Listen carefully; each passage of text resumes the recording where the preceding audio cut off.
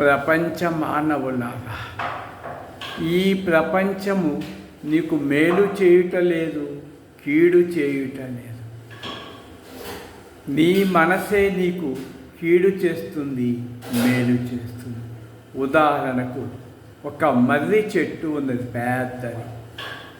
అక్కడ 3 వ్యక్తులు వచ్చి బైబిల్, ఖురాన్, భగవద్గీత 3 వైపులు కూర్చొని చదువుకొని వెళ్ళిపోతారు. ఆ తర్వాత 3 వచ్చి ఆ చెట్టుకి ఉరేసుకొని చచ్చిపోతారు.